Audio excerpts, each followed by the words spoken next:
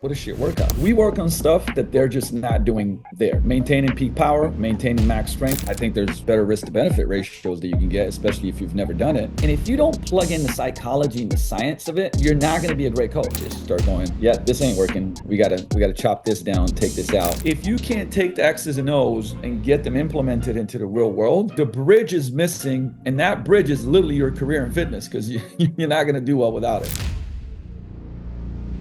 All right. Welcome back to another episode of Strong AF X Well Conditioned. This is episode number 55. I'm changing the script a little bit and I'm starting to bring on guests to my show, which is not something I've done in the past. I've actually only done it a few times. And the first guest I want to bring on is none other than Luka Hocevar, who has been someone that I connected with, I think about 5 years ago. We met online and was able to speak at Vigor Ground last October with him, do a joint presentation, which was super, super cool. And we're actually doing another one in August at CanFit Pro. So, Luka, I appreciate you being my first official guest on this podcast. We have a lot of listeners. We get actually quite a few downloads and a lot of great feedback on this. So I'm excited to bring you to potentially more people. My pleasure. I love having conversations with you, and especially we talk program design. It's, Yeah. when you try to keep it short, it's a toughie, but because I get lost in this stuff and I love it. Yeah, we definitely have been known to go off on a tangent. I think some of the shows that we did on your podcast were the amount of feedback that I got was just off the charts. So I'm always grateful to collaborate with you. And for today, so you and I do not get off on a 2 hour tangent, which is very easy to do. I've come up with some, I think, some really, really good questions that are going to give the audience a ton of value, especially for fitness professionals out there that are looking to level up their program design. So let's get right into it. This first question is about evolving. And I think any coach out there that has been doing this for a decent length of time knows that what they once did is probably very different than what they're currently doing present day. I know that if I look at old programs, it's almost like a lot of the core values are still intact, but there's a lot that's changed even over the last few years. And I think with age, we certainly gain a lot of insight and we start refining and really kind of leveling up our process. So, Luka, I wanted to ask you, over the last decade, what would you say is the one thing that you used to emphasize that you've currently let go of? That's an interesting question because if I have to pick one, I think for myself personally, probably that because I understood this really well, I try to fit too many things into people's programs, right? Because they're important. Like, so this is important, that's important, this is important, and then all of a sudden, it's just, can people recover from that, right? Like, what's the maximum recoverable kind of volume and intensity? And just understanding that, like, when you add something, something's got to be taken away. And I think part of it is projecting your own experiences, especially early on in a career, right? Like that. And I mean, I've been doing this for 21 years, but still, like, you go through these phases, and as you learn more of what's important and you dive deep into it, then it's like, oh, look, we got to add plyos here, we got to do strength, we got to do this, we got to do conditioning, we got to, and we got to do mobility training. And that excitement can lead to like doing the right things, but too much of them. So that if I look at my programs, going back, I would go, "Ooh, man, there's a lot of stuff in there." And the people that made it through are absolute savages. But it's like some people, and you learn by doing, right? You learn by doing, meaning, oop, this isn't functioning. I have to cut something down. And then you kind of like, I've always gone back when we've talked to this, like this, you know, like pie chart analogy of what you're adding into training sessions, right? And what's the goal for the person that's doing it? Like, oh, they're gonna have a little bit of plyos, and they're gonna have a bunch of strength training. They're gonna have a bunch of, supplement work, and this person's gonna have a third of conditioning. But here's another person, like they're gonna have half of conditioning and a third of strength training. And and you just kind of chop up the pie, understanding that they just can't have all of it and a lot of all of it. So they can have all of it, but they just can't have a lot of all of it, right? Like, and I think that was certainly, it's funny, like you asked that question because I have like years and years and years of training journals, even for myself. And I would look at them and go, my own experience of training, I was a lot of times, kind of projecting it onto clients because, and it's like the intent is the best, right? Like you're learning, you're getting better. You're like, oh man, like I want to give them the best programs and most optimal, and I understand all this stuff. But with experience and tens of thousands of sessions, you start going, yeah, this ain't working. We gotta chop this down, take this out. Because at the end of the day, the goal is for them to continue to come and progress over longer periods of time. Mm. Yeah, how profound is that? Just the experience of going from more to less. And I think the common thread for me, I had a very similar experience, but one of the things I always noticed about some of the greats that I learned from people like Louis Simmons, reading Louis Simmons books and looking at their programs and being like, wow, this is so simple. You're training world champion powerlifters, but it's such a simple program. And there's only 4 or 5 exercises, and it's very just like kind of concise. You almost look at it and you're like, is this really going to do? Is this enough to do what they wanted to do? And of course, Louis Simmons, I mean, his reputation precedes him. So that to me was always, I always was interested in trying to, how can I do more with less? And of course, there's a ton of things that go with that, right? Like the fundamentals have to be intact, and you have to be very, very concise with your exercise selection. But I always was kind of enamored by that whole principle of trying to do more with less. So I think it seems like a lot of people like yourself and myself, and some of the other great coaches out there, over time, it seems like they've whittled down and really prioritized one thing as opposed to multiple things. Yeah, and, there's two things that I think are important here. One is that when you're in your definitely 20s, but even your 30s, right? It's kind of impossible to not have your own experience rub off, right? Meaning you could do in my 20s, I mean, I'm training like an Olympian, I'm recovering, right? It's like, it's whatever. My volumes are ridiculous, but and so you kind of have this, okay, well, it's the curse of knowledge, right? You're basically like, if I can do this, well, okay, I'm not gonna have general population do the same that I do, but I'll have them do like 60% of that. Like, no, Mm, this, no, like less. Again, so there's that thing where your own personal experience kind of bleeds into your coaching. The second thing that I really wanted to bring up is just the different scenarios in the context of it, right? Like I know some guys that like were, strong as fuck, right? Like, I mean, in their training session, 585 for sets of 8, like on a back squat, right? Now imagine if you're ramping up, you do your warm up, you ramp up, and you got 3 sets of 8 at 585. Like, what else is there in the workout? I'll tell you what, they had some leg extensions and the workout was done, right? right. And somebody, but the thing is, but if I wrote that on a piece of paper and said, here's this guy's program, and somebody in their 20s and 30s as a coach maybe will go, or definitely, it's like, what a shit workout. Like this guy, nobody's gonna get results from that. And I'm like, yes, they are. Because they like there's what else is there after you do 585 for 8? You know what I Mhm. mean? I Yeah. mean, again, so it's context, right? Where it's like, yeah, for another person, you might have like 4 exercises, 5 exercises, and that would be the right thing for you. So it's just very, very easy to, throw stuff out and just go, this is dumb, this is not dumb, this, you know what I mean?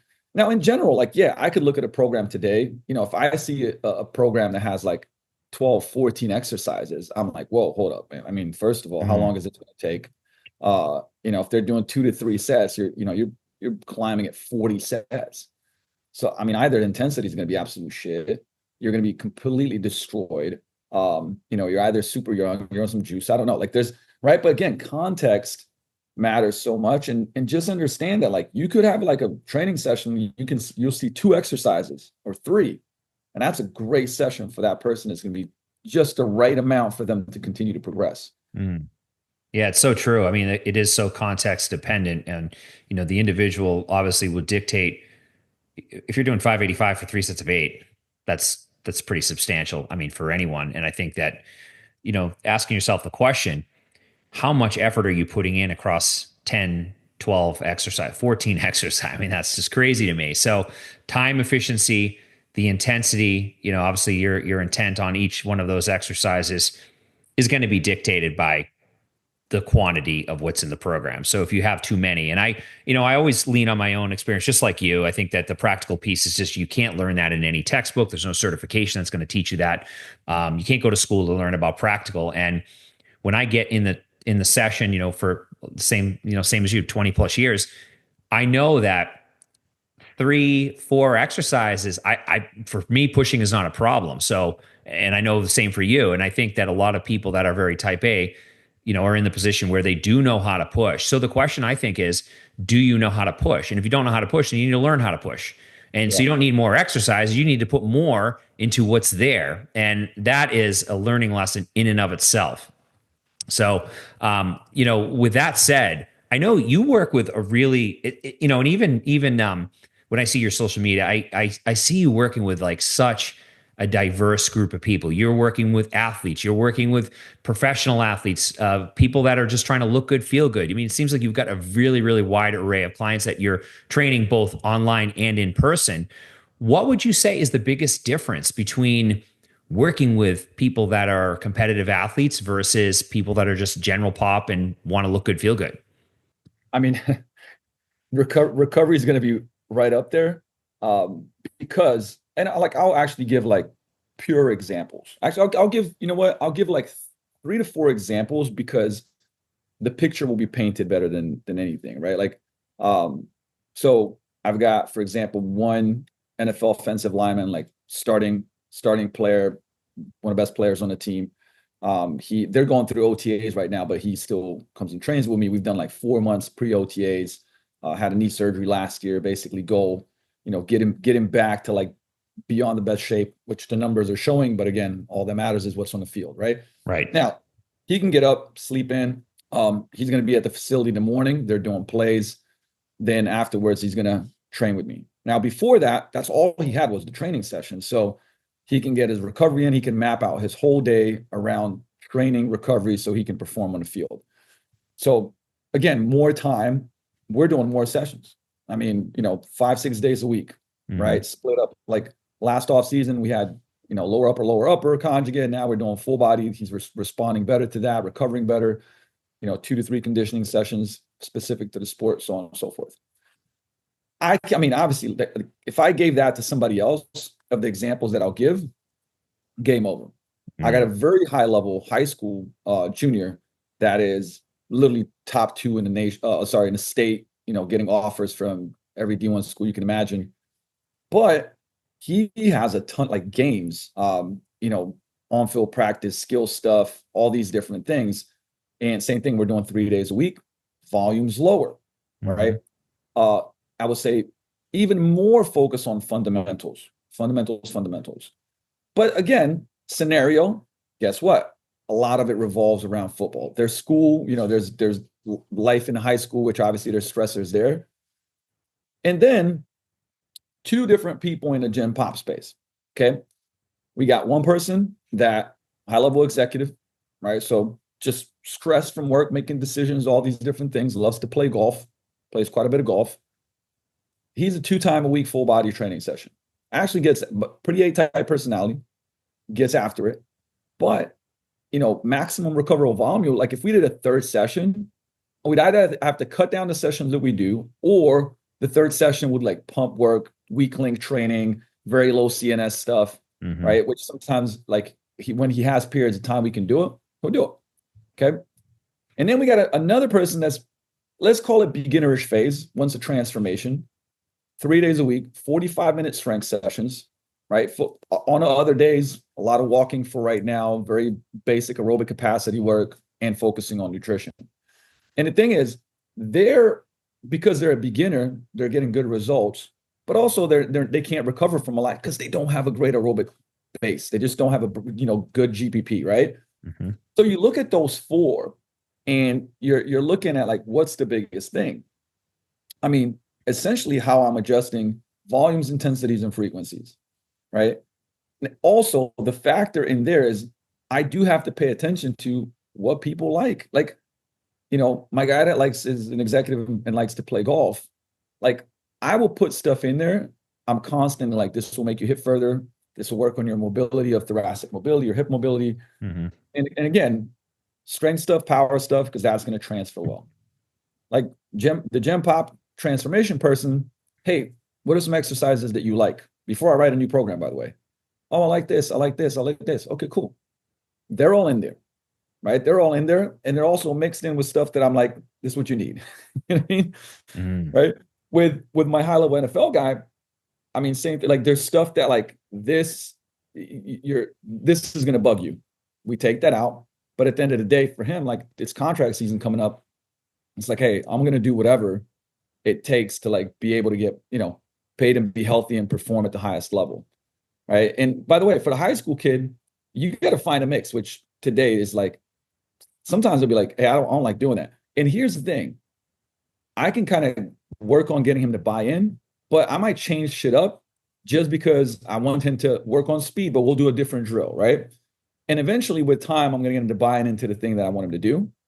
But it's like, see how much there's so much psychology. So there's volume, intensity, frequency, and then there's preferences in psychology. And I'm applying those differently to each one of those people. But honestly, if you looked at, a lot of the exercises, guess what? We'd squat, hinge, push, pull, throw, jump, Mm. everybody does that. But that piece of the pie that I mentioned in the first question is like, hey, the gym pop transformation person, they do have stuff in there. Like they'll have a throw and a box jump and a couple of sets of that, right? The piece of the pie for the high school kid for football, I mean, a lot more sprints, a lot more, trap bar deadlift jumps on a day. Like we have some of that force velocity curve stuff in there for gem pop executive golfer. Same thing. We got power. We got rotational power in there for sure. Right. And there's just a nice mix of everything. Hey, he wants to maintain his muscle. He wants to be fit. He wants to be strong. It's a nice mix. Right. NFL guy, right now, this very moment, we've built up for the last 4 months.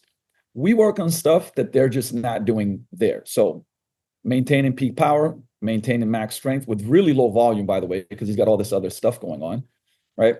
And strengthening, and this will sound like kind of corny, but when I say strengthening the knee, I mean doing everything that we have to for that knee to be healthy come season, right? Mm-hmm. And you can kind of see that like when you zoom out. I know you talk a lot about this, right? Like you start with, you pick templates, but you pick them off of what? Like off of what people want, their goals, their injury history, their training history, right? Preferences, what can their lifestyle even allows them to do, right? If you write, I see this a lot. People write hour and a half training sessions, and it's like you're already done ski because this person can't do that. Mm. They can do, warm up plus 40 minutes of strength training 2 to 3 days a week. So that's what you got to write. And that's the mistake that I see is the projection of like the optimal. I shit you not. I put up my own training session literally like about an hour ago from yesterday, my full body training session. And somebody, and again, I'm doing my best not to judge here, but definitely early 20s, all like, sprints, maximum strength work. I don't know if that should be on the same day, interference effect. I'm like, Jesus. Okay. Well, what's the interference effect? They're both anaerobic.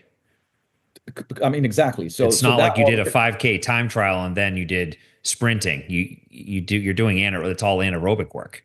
well, it was like this might be interfering with your strength work. I'm like, no, not if you adjust for volumes. Like, I mean, if you do, for example, 4 to 5, 10 to 15 yard accelerations, and then afterwards I'm doing my pendulum squat. I mean, my numbers go up most of the time, right? Mm-hmm. And the question too becomes is like, yeah, if a brand new person that's never done sprints does those sprints, maybe they'll be toast. For me, it's nothing.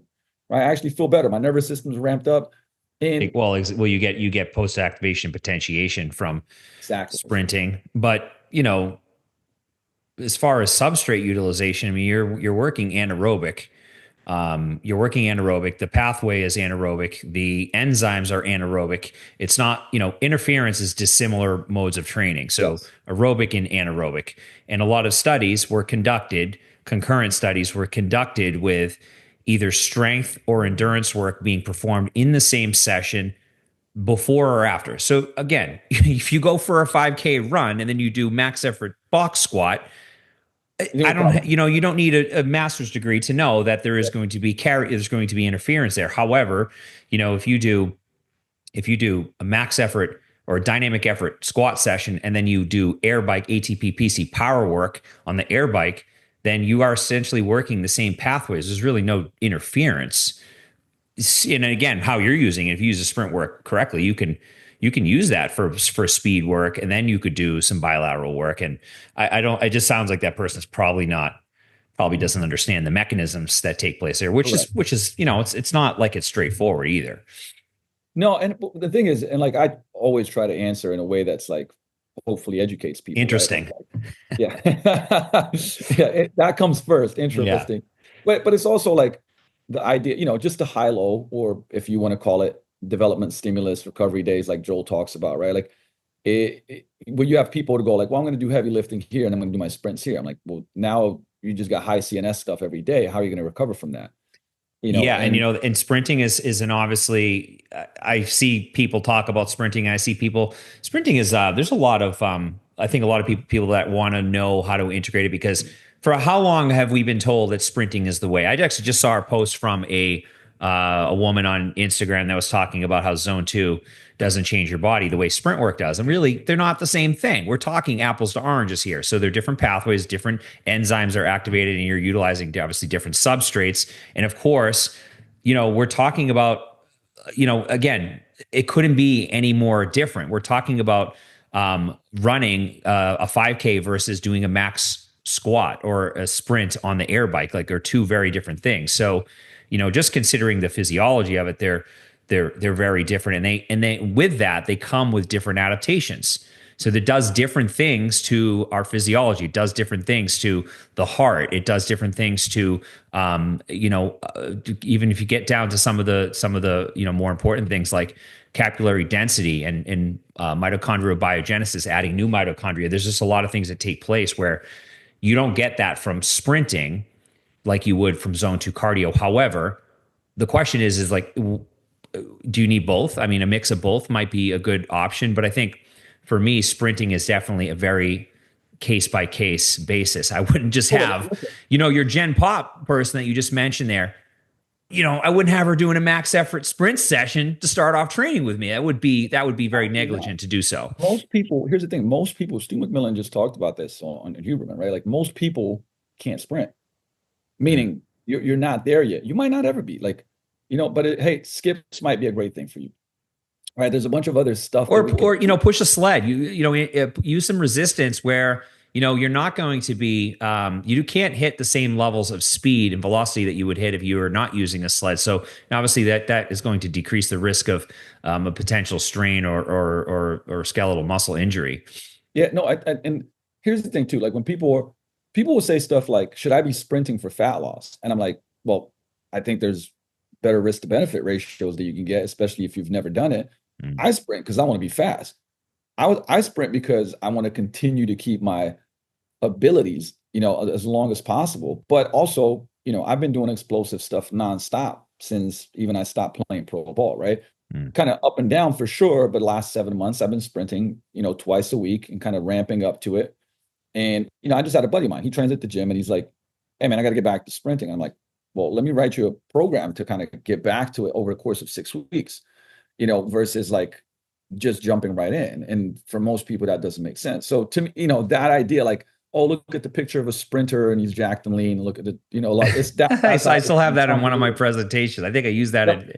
at Bigger Ground. I mean, I think, yeah, actually, I think you did. it doesn't tell the whole story though. It really No, far doesn't. from it.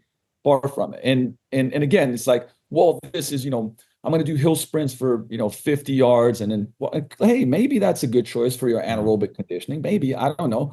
But at the same time, it's like, again, when I say risk to benefit ratio, it's like people that have no business doing that yet because their tissues just don't have the tolerance for it. Man, just do like, 10 seconds on, 40 seconds off on the airline bike and crank those 10 seconds or, Hmm. 15, 60, whatever it may be, right? I mean, there's a lot of different ways that you can do this. But back to what you were saying, understand the mechanisms, right? Like understand like the adaptations of physiology and what drives what and the energy systems behind it. Because then you can plug and play different things, but you got to understand the principles. Yeah, and sprinting is just one of those things that it's like the deadlift. The deadlift is inherently a great movement, but it's not a great movement for everyone. It's not a one size fits. So just because you might deadlift your whole life, get great strength gains, you might never have any issues with it, and then you have me that has a history of chronic low back issues, SI joint issues, deadlifted, for 10 years in my 20s, pulling, 550, close to 600 pounds, with not great technique. And, time takes a toll. And fast forward to current day, I can't do that anymore. I do the heavy deadlift and I'm flared up for a couple weeks, sometimes longer. So, again, like you said, risk versus reward here. Sprinting might be great for you, Luka. You might have no issue sprinting, and again, your training history would predispose you to the coach or whoever's working with you to say like, hey, you've got a history of doing sprint work. It's working for you. Let's continue doing it. And going back to what you mentioned there, you mentioned a really important point that I just wanted to highlight before we moved on. You mentioned art of program design versus science. And we are living in this world right now where it's very science, show me your study, science, what is it? The science-based lifting. And, all the stuff that we know in studies, I hate to say it, but we already knew it. We're not learning anything new in studies. It's just confirming what we already knew. And I'm sure there's going to be more studies that come out over the years, and it's all great. It's knowledge. You learn a lot. I learned a lot from reading studies. However, a lot of it is stuff that we already knew, not to, toot my own horn, but that's really what it is. And I think that the management of what someone wants versus what they need, because at the end of the day, people, if your clients don't stick to your program, it don't matter how science heavy it is. It doesn't matter that you know all three energy systems and know how to manage the rest intervals properly. If they hate your program and it's boring, they are not going to stick to it. So Luka mentioned, what a novel idea, asking the client, what exercises do you like to do, and making sure you plug some of those in. That is such an underrated tool for onboarding clients. Ask them what they like and give them some of what they like. Also, give them some of what they need. That's your job as a professional, to know what they need and be able to differentiate between the wants and the needs. You know what this makes me think about is, again, and like I'm reading studies quite often in the different journals, and I get them sent to me as well. But everything is pretty short term, 8 weeks, 12 weeks. Some things get extended a little bit further out. But as a coach, when you've been coaching people for a long time, I think about even some of my clients that, started slowly. What I mean by slowly is like, you know, teaching them lifts took a longer time than what they'd want or I'd want. But it is what it is, right? Some people just don't have the same, you're an athlete, you can pick stuff up quick. You used to be an athlete, you could pick stuff up. Some people have never done things and it takes longer, and that's fine. But then I go, they started slowly, but they enjoyed the training. And I gave them stuff in there that, like, scientifically, somebody's going to look at the program and go like, why is that in there? But they liked it. They said it. And I'm like, cool, I'm going to keep doing that. But they've been with me for years and years and years. And their results are fucking astronomical. Okay. Now, if you looked at even the first 6 or 9 months, you might have been like, these aren't like insane results. They're progressing. Right. But the key was for them to keep coming back. And to me, you could go like, oh, here's your 12-week program. And in 12 weeks, your clients gets better results. But then they got burnt out. Something happened. They tweaked something. They didn't come back to training. Here's my client at 12 weeks. Your client has 30%, 40% better results. But my clients kept coming. And at year 2, their life is altered completely. 180% different, healthy, fit, explosive, love training. It's part of their life, intrinsic motivation, all of that stuff. And as coaches, that's what we fucking do. Right. And I will geek out like with you on science all day long. But I think that this is the thing that's being missed in the big picture right now, because it's like this ego. Look at what I know. I've studied. I've read this. I've read that. And I'm like, man, show me, clients that you've had for years and years and years, or like I've got clients that I've had for 17 years, right, that have been consistent. And I don't know how many people here at Vigor, in the tens and tens of people that have been here over a decade, right, which is pretty nuts. And it really comes down to that. Can they stay for years to where you truly help them instill these new habits of lifestyle, nutrition, training, understanding those things, and going from, extrinsic to intrinsic motivation? Most people start because of something extrinsic. Care. I want to look better. I want to see myself in the mirror. Revenge body. I got dumped. Doctor told me, if I don't change something, man, type 2 diabetes is, and so extrinsic, shit, shit, shit, shit. And then if you do it long enough, it becomes intrinsic, meaning you're internally motivated by getting better. And even if you didn't have some of the benefits that are, physical, you'd still do it because of how you feel about training. And I think that that's, part of, is part of our goal as a coach. And if you don't plug in the psychology and the science of it, you're not going to be a great coach. I mean, you're not. And you can spouse like the whole, I read this study and this, and you can break it down to me. If you can't get people to buy in and keep coming back, you're not going to get the job done. And there's a marketing model called jobs to be done. It's an excellent thing to study. It's like, so jobs to be done talks about people hire you for a job to be done, right? It's like when somebody gets a screwdriver, or, it's like, what are you doing it for? Oh, I got to, screw the screws in. It's like, no, no, no. What they're hiring you for is to put up the shelf so they can put their family picture on it. That's the job to be done. And in fitness, I think that on average, most people are not good at figuring out the job to be done, right? Which is all about questions and inquiry and being interested in them and reading between the lines. And then once you get to that, you'll have a fucking aha moment, like, oh, that's what they want. And then you serve that need and want, and then they're like, this is the best coach in the world. And then they keep coming back, and then you get them the result that they want and that you want, right? And I go to a lot of these conferences now and speak, and it's been cool. Like, even coming from Swiss, the feedback was, I mean, that was like the presentation like went nuts. And I mean, people were like, yo, this was amazing. And it's all about the art of coaching, unreasonable coaching, right? I'm not talking about X's and O's at all. And again, I had the different presentation in Vegas, which was about the X's and O's, but it's like, if you can't take the X's and O's and get them implemented into the real world, the bridge is missing, and that bridge is literally your career in fitness, because you're not going to do well without it. I think we're going to end there. I don't know if we can top that. That's everything Luka just said is the reason you're successful in the training space or not successful. If you're not able to bridge that gap between science and art and being able to be receptive and understand the client, then there's a lot of low-hanging fruit. And know that science will only take you so far. If someone can't stick to your program, I've talked about this quite a bit. I usually frame it as something of trading results for fun. So I know that there are certain strategies I can lean on. Some of my one-on-one clients that train from home, I have a fair amount of people, actually almost all of them, are trained from home and are pressed for time. A lot of times I might lean on full body circuits or giant sets, which scientifically are not the best way for hypertrophy or maximal strength. However, it gets people moving. They enjoy them. They're fun. I did them for a year exclusively, and I got great results. Needless to say, there's not any study on them right now. There's actually a study on supersets, but that's another thing, which you could potentially extrapolate some of those thoughts from that. However, my point is that they're fun and they're compliant. I need someone to stick to the program long term. I need them to have some fun.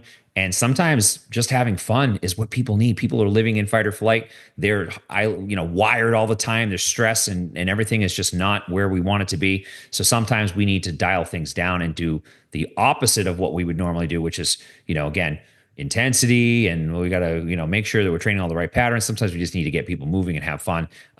Again, what you mentioned is just what an incredible piece of the puzzle in terms of being successful in the coaching space. So with that said, I think we're going to end there, man. This was great. And I think the danger of me and you talking is that we could talk for hours and hours and hours.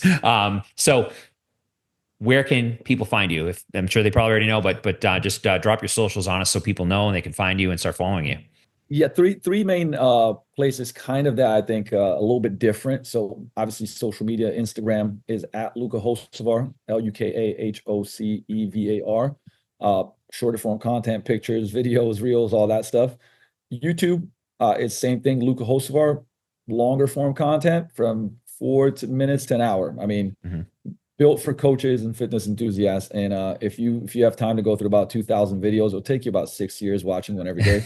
Uh, uh, and then actually, like today, I'm dropping the 200th episode of the Vigor Life podcast. So I mean, you got as much to go through as you want to in Yeah, those three. guys, his podcast is top notch. So definitely check that out. And I will drop all your socials in this post. And I'm sure we're gonna have you back, and we'll I'm sure I'll be on yours. We'll geek out and we'll get into the program. But for those of you listening, know that I am about programming. I have made the mistake of trying to go like lifestyle. You know what? I don't want to be lifestyle. I'm a programming guy. So if you're here for programming, you're in the right place. Luka is one of the best and someone I respect and look up to. So I'm really grateful to be able to share your knowledge and pumped for CanFit Pro. For anyone listening, Yeah, CanFit Pro, August 14th, 15th. yeah, Um, it's going to be awesome. And unbeknownst to me, we are keynote speakers at another event. I thought we were just doing Cancer Pro, but we're doing Good Life yep, too, which I just learned. And I think you had your call with them after me, but I was like, oh, this is a different event. yeah. Okay. Good Life the day before, uh, which is cool. And then we're doing two. I mean, on CanFit Pro, I know I'm doing a presentation and we're doing one together, which is gonna Mhm. be it's gonna be dope because I want to like keep doing more of these collabo presentations with people like you because we kind of see eye to eye and we geek out on this stuff. So I think the audience is gonna have the benefit of that.